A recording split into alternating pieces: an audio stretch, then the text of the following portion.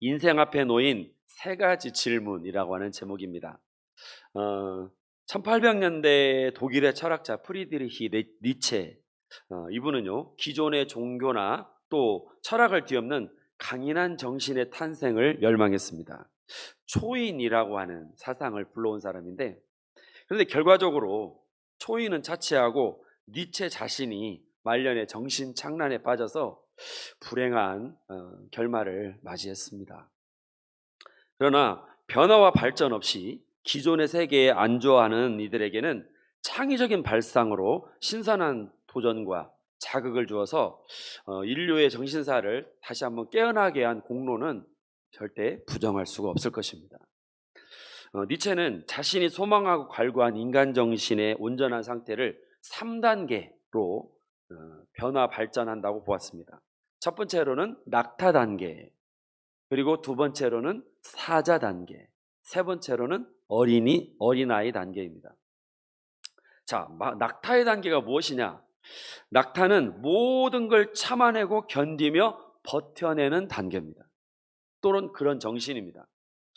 햇빛이 내리쬐는 사막 걸어가는 그 낙타 등에 무거운 짐이 지워져 있잖아요. 그걸 짊어지고 주인이 가리키는 방향을 향해서 하염없이 걸어갑니다. 낙타 보여주세요. 지나갔어요? 네, 이제 드디어 낙타가 나타나셨습니다. 자, 이게 걸어갑니다. 낙타는요 그저 가만히 있었어요. 그런데 알 수 없는 누군가가 알 수 없는 짐을 지우고 알 수 없는 곳을 향해 걸어가게 하는 거예요. 대부분의 인간이 태어나서 죽을 때까지 낙타의 정신으로 살다가 간다고 합니다. 힘들어도 왜 힘든지 생각하지 않고 그냥 묵묵히 버티며 견뎌내는 겁니다. 주어진 길을 가고 또 끄는 대로 끌려갑니다. 이게 낙타의 단계. 두 번째 단계는 사자입니다. 사자는 용맹하고 겁이 없어서 거침없이 나아갑니다. 온갖 불의에 항거하고 투쟁함으로써 자유를 쟁취하죠. 그래서 용맹무쌍한 사자의 정신은 자신이 원하는 자유를 위해서 너 이거 해야 돼, 이게 당연한 거야 라고 하는 당위나 복종에 맞서 싸워가지고 자유와 승리를 쟁취합니다. 낙타에 비하면 굉장히 주도적이고 행복해 보이죠. 그런데 꼭 그렇지만도 않습니다. 늘 약육강식의 세계에서 경쟁해야 되고 승리해야만 한다는 압박감이 있어요. 또 자기만을 위해 사냥할 뿐이지 나누려고 하지는 않습니다. 그래서 늘 생존의 스트레스에 시달리고 결정적으로 사자의 한계가 있습니다. 기존의 낡은 가치와 권위에 도전하고 싸울 수 있는 건 좋은데 새로운 가치를 창조해내지는 못한다는 겁니다. 그러면 이전과는 전혀 다른 새로운 가치를 창조하는 것은 무엇일까요? 바로 세 번째 단계, 어린아이의 정신입니다. 자, 여러분, 길에 있는 돌멩이 하나를 가지고도 몇 시간을 즐겁게 노는 게 바로 어린아이들이거든요. 또 친구가 오면 자기 거 다 내놔줘 가면서 서로 그냥 아삼육이 돼가지고 재밌게 알콩달콩 노는 것이 또 아이들입니다. 그래서 누가 시켜서 하지 않고 누군가를 이기겠다는 욕망도 없고 그저 자기 자신으로서 행복한 단계, 가장 자기다운 단계. 그래서 어린아이는요 무한 긍정의 눈으로 보기 때문에 세상이 늘 아름답습니다. 뭐 유엔 난민 캠프, 뭐 시리아 난민들 그런 사람들 가잖아요. 거기에도 아이들 웃음소리는 그치지가 않는다고 합니다.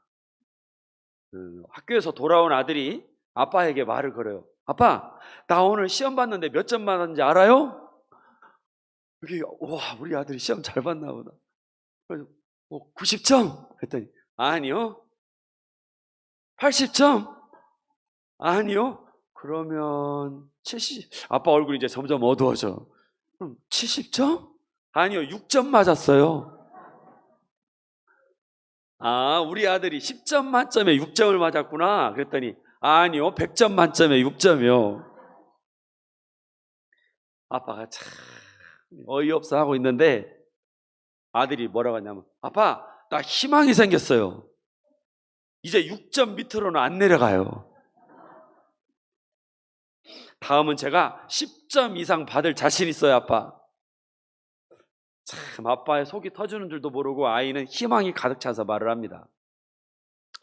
어린아이는요, 어떤 절박한 상황에서도 지치지 않고 절망하지 않고 자신만의 새로운 가치를 만들어내면서 천진난만하게 웃어요. 그래서 니체는 이러한 어린아이의 모습을 보면서 여기에 신성한 긍정의 힘과 현실을 넘어설 수 있는 초국의 힘이 이 안에 있구나라고 간파했던 것입니다. 낙타, 사자, 어린아이의 3단계는 신앙에도 그대로 적용이 됩니다. 겁이 많은 낙타는 왜 그러면 남이 끌고 가는 대로 가느냐? 이게 무서운 거예요. 이게 반항하면 안 될 것 같은 거야. 그러니까 그냥 뭐 하는 대로, 시키는 대로 묵묵히 가는 겁니다. 이게 맞는지 틀리는지 검증하거나 확인하려 들지 않고 그냥 수동적으로 수용할 뿐인 것입니다. 믿음에 대해서도 그냥 온 가족이 다니니까, 할아버지부터 믿어온 우리 집안이니까, 괜한 갈등과 분란을 일으키기 싫으니까 그냥 적당히 같이 보조를 맞춰주는 것일 뿐입니다. 좋게 말해 순하고 나쁘게 말해서 주체성이 없는 거죠. 이런 사람일수록 규율을 잘 지켜요. 이거 해야 돼? 그러면 그거 절대 선 넘어가지 않습니다. 그런데 또 이런 사람들이 착하게 사는데 또 문제는 너무나 이 양심의 바늘이 제대로 서가지고 내가 그걸 못 지켰는데, 나 그 오늘 오다가 좌회전신호 내가 뭐 무시하고 왔는데 하면서 막 자기 양심의 가책을 느껴요.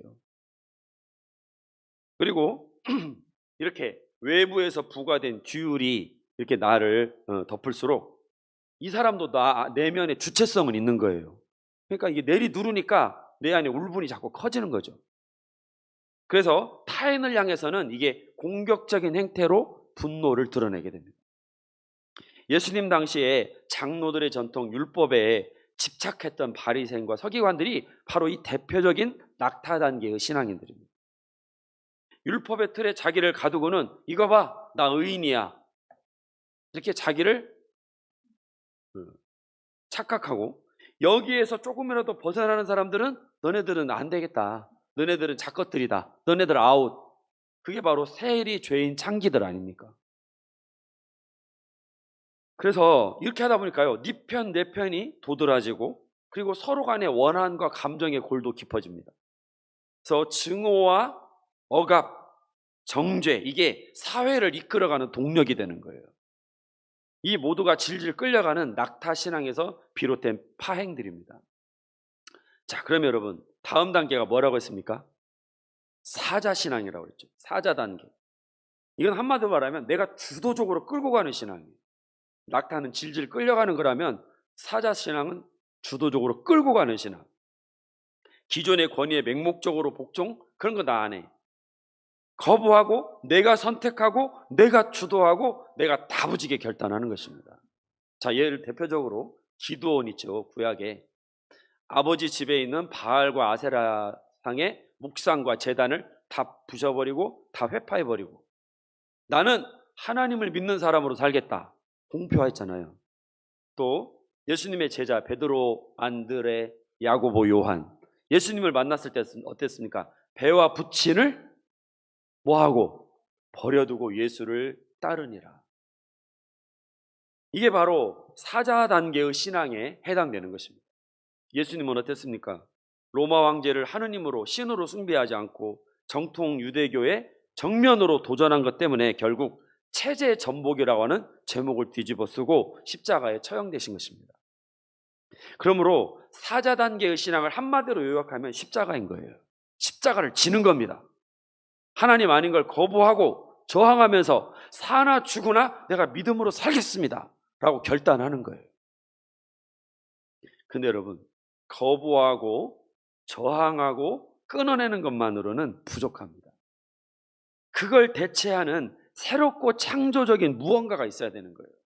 다 부셔버리고 나면 그 다음에 뭐가 남습니까? 새로 지어야 되잖아요. 새로 짓지는 못한다는 거죠. 사자 단계의 신앙. 그럼 무엇이 짓느냐? 아까 말씀드린 대로 어린아이 단계의 신앙이 필요합니다. 우리 함께 이 말씀을 함께 보실까요? 시작.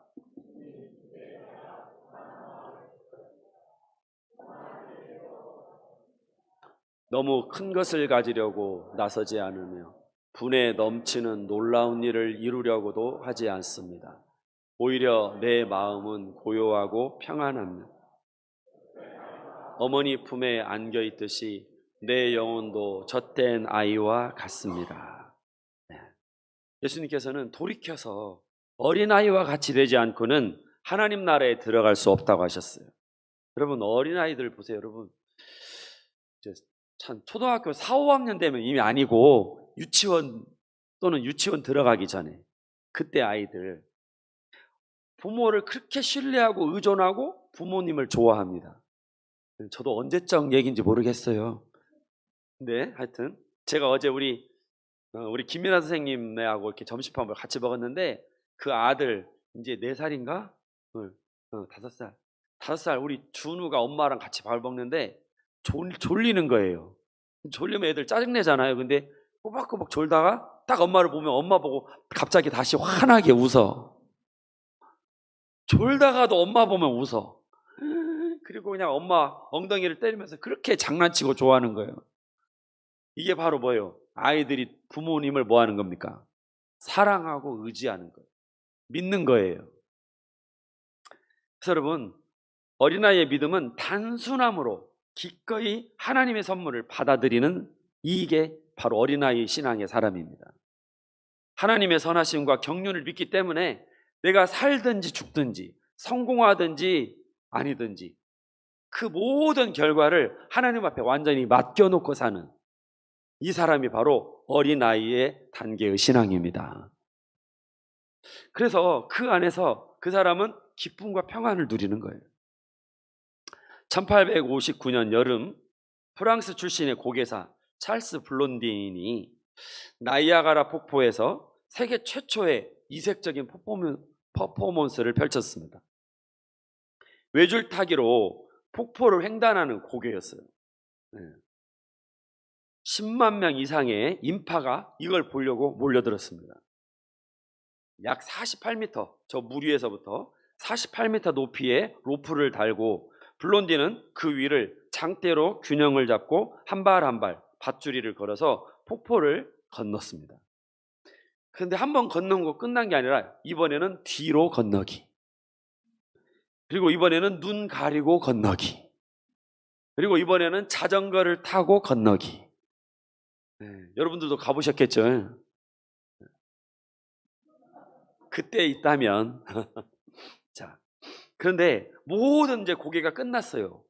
사람들이 막 박수를 치고 우리와 같은 함성을 지릅니다. 그런데 블론딘이 외쳤어요. 여러분들은 내가 사람을 등에 업고 이 폭포를 지나갈 수 있다고 믿으십니까? 그랬더니 네! 그랬습니다. 그러면 한 번만 나와보세요. 나왔을까요? 아무도 안 나갔어요. 내가 그걸 박수는 쳐줘도 내 몸을 맡길 만큼 믿지는 못하는 거지. 그래서 다들 정적 속에 있는데 한 사람이 손을 들고 자기가 나가겠다고. 그 사람이 누구였냐면 동업자이자 매니저인 콜코드라고 하는 사람이었습니다. 이분이 이 블론딘 고개사의 등에 업혔어요. 블론딘은 등에 업히는 콜코드에게 2가지 사항을 주었습니다. 어디냐면 첫 번째가 뭐였을까요, 여러분? 절대 아래를 내려다보지 말 것. 두 번째, 네가 몸의 중심을 잡으려고 몸에 힘 주지 말고 힘 빼. 중심은 누가 잡아? 내가 잡아. 근데 내 말 안 듣고 끝까지 밑 아래를 바라보거나 두려워가지고 몸에 힘을 주는 순간 너와 나는 저 강바닥으로 떨어져서 죽는다 라고 하는 이 경고를 분명하게 주었습니다. 그리고 이제 강을 건너갑니다. 폭포를 이쪽에서 저쪽으로 또 저쪽에서 이쪽으로 왕복을 했다고 그래요. 근데 이제 저도 잘 모르겠는데 저는 밧줄이 있는 줄 알았더니 그 밧줄을 묶어주는 또 버팀줄이 또 따로 있대요. 뭐 저도 거기 안 가봐서 사실은 모르겠어요. 열심히 찾아봤는데 더 이상은 알 수가 없습니다. 어쨌든 그런데 이 버팀줄이 2번이나 끊어졌다고 합니다. 네. 그래서 이 블론딘의 등에 업혔던 이 콜코드가요, 이 블론딘이 이 사람을 밧줄 위에다가 앉혀놨대요. 조용히 내려가지고. 그래가지고 그 허공 위에 대롱대롱 밧줄 위에 이 콜코드는 고개사도 아닌데 5번이나 거기에 떨어지는 두려움을 부여잡고 앉아있다 이 사람한테 다시 등에 업혀서 무사히 강을 왕복으로 건넜다고 그래요. 네. 자, 여러분, 참 엄청난 위기를 겪으면서도 위기를 넘어설 수 있었던 것은 무엇이겠습니까? 블론딘을 믿는 콜코드의 믿음이었던 것입니다. 성도 여러분, 우리의 믿음은 어느 단계에 와 있습니까? 부득이하게 끌려가는 낙타 단계냐, 세상과 죄와 용감하게 맞서 싸우는 또 십자가를 결단하는 사자 단계인가? 아니면 그것도 넘어서서 은혜 안에서 자유함과 새 생명을 누리는 어린아이의 단계이냐 하는 것입니다. 한 사람의 믿음의 척도는 예수 그리스도를 대하는 자세에 따라 결정이 됩니다. 예수님과 빌라도 두 인물 간의 대화를 다루는 오늘 본문은 우리에게 그래서 3가지 물음을 제기하고 있습니다. 이 물음에 어떻게 대처하느냐에 따라서 그 사람의 정체성이 결정된다 하겠습니다. 낙타가 될 수도 있고 사자가 될 수도 있고 어린아이의 단계로 올라설 수도 있는 것이죠. 첫 번째 질문은 무엇입니까? 시작. 예, 그렇습니다. 진리인가 실리인가? 둘 중에 무엇을 택할 것인가?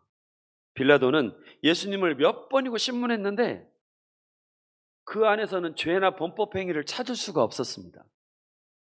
나는 그에게서 아무 죄도 찾을 수 없노라. 이 말을 요한복음에서 18장과 19장 사이에 무려 3번이나 하고 있어요. 여러분 가위바위보 몇 번 하죠? 네. 그 다음부터 2번 더 하자고 하면 이제 이건 공산당이야. 3번 하면 이제 뭐예요? 그걸로 끝이에요.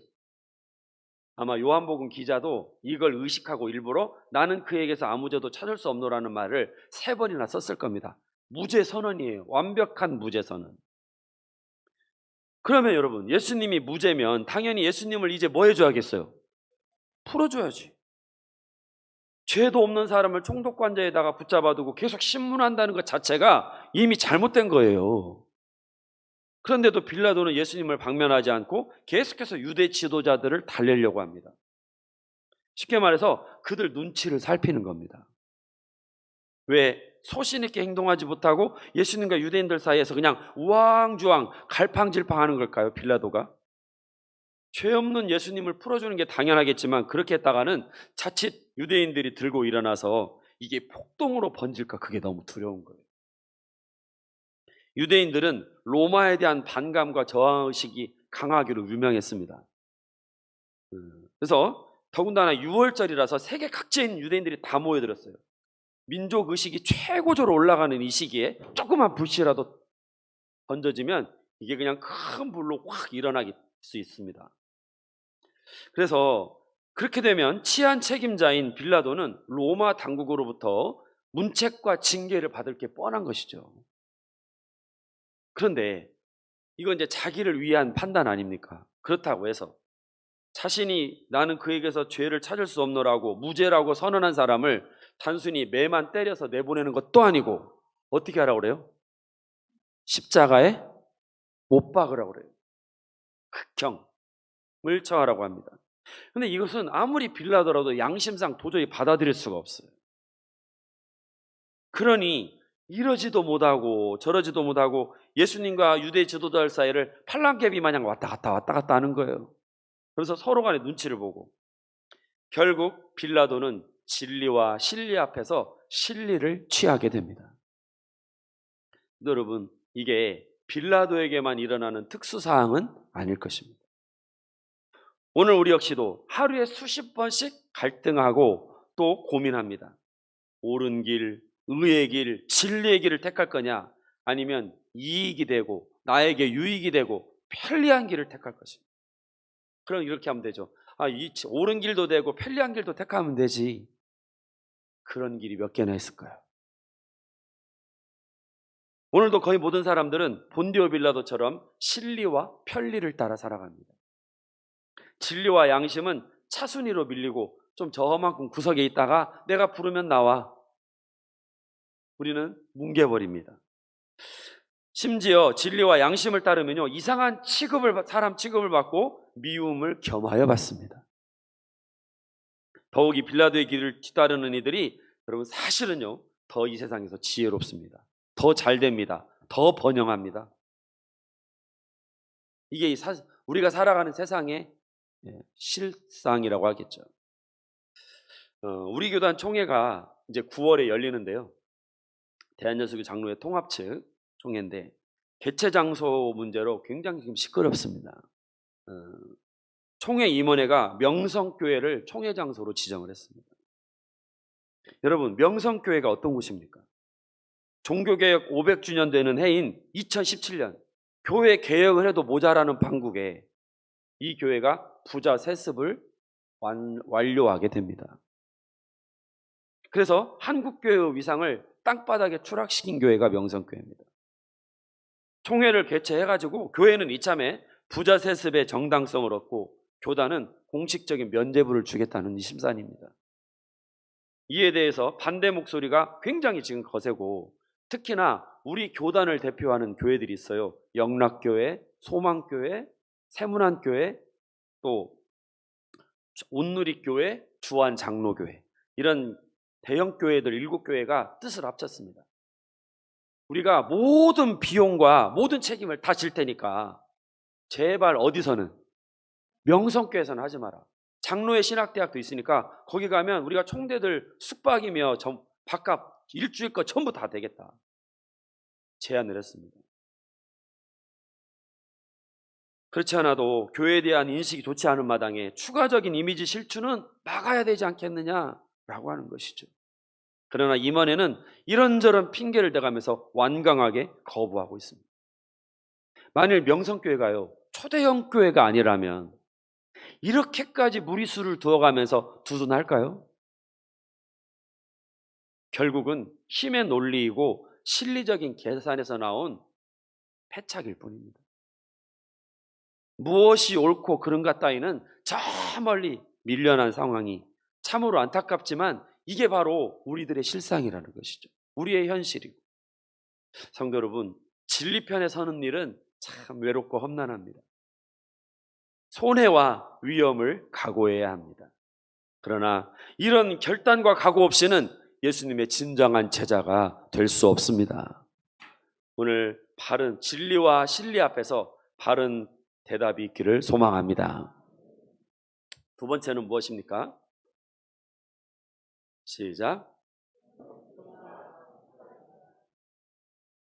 오늘 본문이 제기하는 두 번째 물음입니다.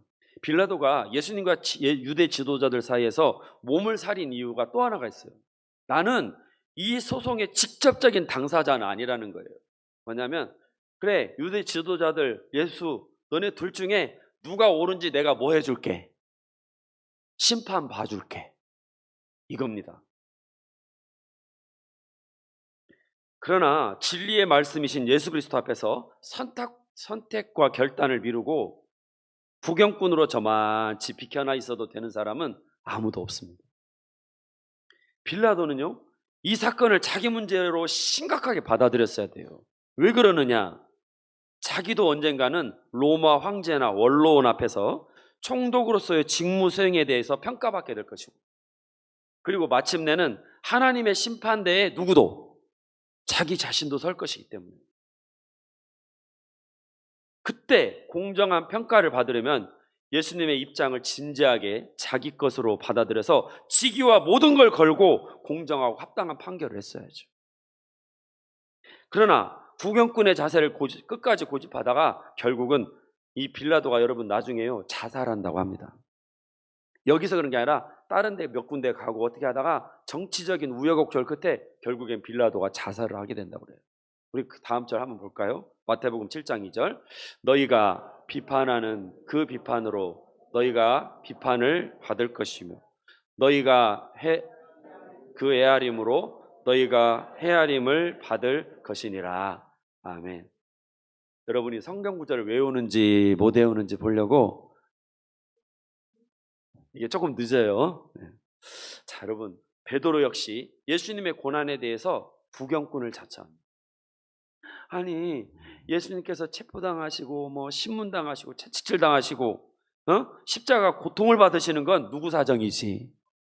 예수님 사정이지. 그냥 예수님은 그 고통 당하시고 나는 나대로 좀 뭐 해야겠어요? 살아야겠어요. 이게 베드로예요. 내가 그 불구덩이에 같이 뛰어들 것까지는 없잖아요. 여러분, 그런데 참 베드로의 입장이 충분히 이해가 되죠. 근데 여러분, 그러한 결정을 통해서 베드로가 한 일은 무엇입니까? 비굴하게 스승을 배반하고 심지어 예수님을 저주하기까지 했습니다. 베드로 일생일 때 가장 흑역사가 바로 나는 그냥 구경꾼이라고 하는 자리에 스스로 처할 때 일어났던 것입니다. 여러분, 우리가 편한 길, 타협의 길, 쉬운 길, 구경꾼의 길을 택하는 순간, 땀 흘리고 피 흘리는 영적 전투의 치열함을 내려놓는 순간 우리의 호흡은 부패하기 시작합니다. 내 생각, 내 심장, 내 생명은 무익해지고 허탄과 멸망으로 치닫습니다. 예수님이 오죽하면 하나님이 세상을 이처럼 사랑하사 독생자를 주셨으니 저를 믿는 자마다 뭐하지 않고 멸망치. 우리는 멸망으로 가는 거예요. 성도 여러분, 그러니 이제 더 이상 구경꾼이 아니라 진리의 당사자, 참여자가 되십시다. 저 사람의 일이 곧 내 일이지.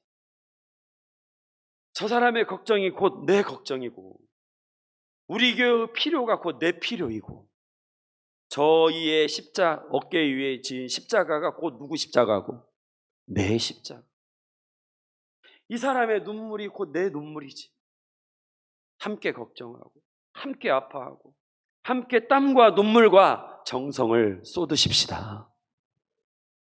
여러분, 고맙다는 말 못 들어도 괜찮습니다. 그 사람이 내 마음을 몰라줘도 괜찮습니다. 왜 그러냐면 내가 진정한 참여자가 되고 당사자가 될 때 하나님은 우리에게 구원의 진리를 깨닫게 하시고 우리가 어디로 가야 생명의 길인지를 오늘 그 사람에게 환히 비춰주실 것이기 때문입니다. 본문이 제기하는 세 번째 물음은 무엇입니까? 시작. 권세를 부리는가, 권세로 섬기는가. 이게 바로 오늘 본문이 제기하는 세 번째 물음입니다. 예수님께서 빌라도가 물어도 침묵하시는 거예요. 그랬더니 빌라도가 묻습니다. 내가 너를 놓을 권한도 있고 십자가에 못 박을 권한도 있는 줄 몰라? 기세등등하게 협박과 경고를 날리는 것이죠. 여기에 대해서 예수님은 즉시로 이번에는 응수하십니다. 시작.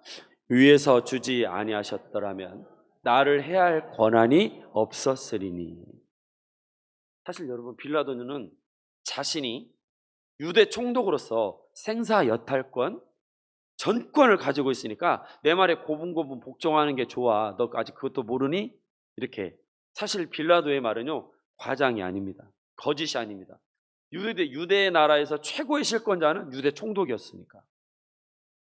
그러나 빌라도가 미처 몰랐던 게 무엇이었을까요? 로마 원로원이나 황제와는 비교도 할 수 없이 큰 권세자, 각 나라와 임금을 자기 뜻대로 폐하시고 세우시는 역사의 주관자, 만왕의 왕 하나님이 계시다는 사실을 몰랐던 것입니다.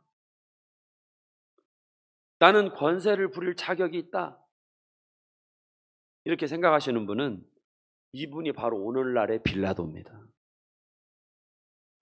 예수님이야말로 하나님의 아들로서 만물의 창조자로서 그야말로 권세를 부릴 자격이 있으셨어요. 그런데 예수님은 그걸 포기하고 도리어 낮은 곳에서 섬기셨습니다. 그래서 이 유명한 말씀 같이 보겠습니다. 인자가 온 것은 섬김을 받으려 함이 아니라 도리어 섬기려 하고 많은 사람의 대속물로 주려 함이니라. 여러분, 예수님께서 말씀하시는 진정한 권세는 어떻게 하는 겁니까? 섬기는 거라는 거예요. 낮은 데서 섬기고 희생함으로 주저앉은 이웃을 일으키고 죽을 죄인을 살리고 울음을 웃음으로 바꾸고 절망을 소망으로 바꾸는 그 현장에 참된 하나님의 권세가 역사한다는 것입니다. 여름날 한 남자아이가요, 아이스크림 가게에 들어갔어요.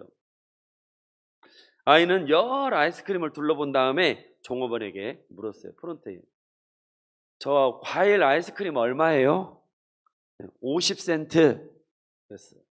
그랬더니 꼬맹이가 주머니를 막 이제 뒤지는 거예요. 그래서 동전을 막 세어보는 거예요.